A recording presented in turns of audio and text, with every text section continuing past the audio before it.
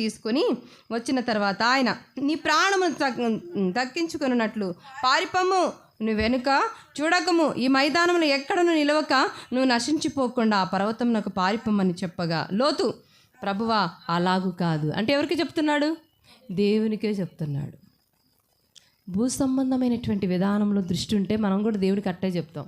ఏదైనా ఉద్యోగం విషయం కావాలంటే, ఏదైనా పని విషయం కావాలంటే, ఇల్లు కట్టుకోవాలంటే, పని చేయాలంటే దేవుని వాక్యం ఏమో అది వద్దులే అని దేవుని వాక్యం చెప్తే, వాడు ప్రభు అది కాదులే ప్రభు నీ చిత్తమైతే నాకు ఎట్టివా, నాకు కట్టివా అంటే దేవుని వాగ్దానాన్ని పక్కన పెట్టేసి మన సొంత ఆలోచన నుండి వెళ్తాం. తర్వాత మనం ఏం చేస్తాం?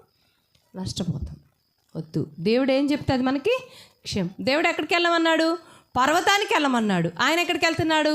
చిన్న ఊరికి వెళ్తా అంటున్నాడు. అది కూడా చదవండి, మీరు చదవండి. 18వ వచనం, ఇదిగో నీ కటాక్షము నీ దాసుని మీద వచ్చినది, నా ప్రాణమును రక్షించుటకు నీవు నా ఎడల కనపరిచిన నీ కృపను గనపరిచితివి. నేను ఆ పర్వతమునకు తప్పించుకొని పోలేను, ఈ కీడు నాకు సంభవించి చచ్చిపోదునేమో. అంటే దేవుడు తెలియదా సచ్చేది బతికేది? దేవుడికే చెప్తున్నాడు. అసలు ఎట్లా అంటే లోక సంబంధమైనటువంటి విషయాల్లో మరణ భయం వచ్చేస్తుంది దేవుని మాట కాదంటే, ప్రాణభయం వచ్చేస్తుంది దేవుని మాట కాదంటే, దేవుని మాట కాదు, దేవుని చిత్తం కాదంటే వణుకు పుట్టిద్ది, భయం చుట్టుకుంటుంది, ఆందోళన, అసమాధానము, టెన్షన్ అన్నీ వచ్చేస్తాయి. నిజంగా దేవుడు ఇంకా మాట్లాడుతూ ఉండగా దేవుడు వాగ్దానం ఇచ్చిన నీలో కలవరం ఉందంటే మన దృష్టి ఎక్కడున్నట్లు? భూ సంబంధమైన వాటి మీద ఉన్నట్లే. లోతుకుంది కాబట్టి నేను చచ్చిపోదునేమో అని చచ్చేది బతికే దేవుడు తెలియదా?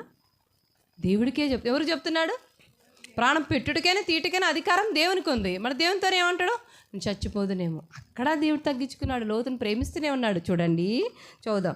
ఇదిగో పారిపోవటకు ఈ ఊరు సమీపంలో ఉన్నది, అది చిన్నది, నన్ను అక్కడికి తప్పించుకొని పోనిము. ఆ తర్వాత అది చిన్నది కదా, నేను బ్రతుకుతానని చెప్పాను. అప్పుడు బ్రతుకుతాడు దేవుడు తెలియదా? చస్తానని చెప్పేది ఆయనే, బ్రతుకుతానని చెప్పేది ఆయన. దేవుడికే చెప్తున్నాడు. మనం ఎంతమంది లేవండి అటు చెప్పడానికి? ఇస్తే నన్ను పంపించొద్దా, నేను చచ్చిపోతాయ్యా, నన్ను చంపేస్తారయ్యా, నా వల్ల కాదే. దేవుడికి చెప్తాను. దేవుడు వెళ్ళమంటాడు. వెళ్ళమంటే మనం ఏం చేస్తాం? అమ్మో నన్ను చంపేస్తారా, నేను వెళ్ళలే అంటే దేవుడికి చెప్పేస్తుంటాం.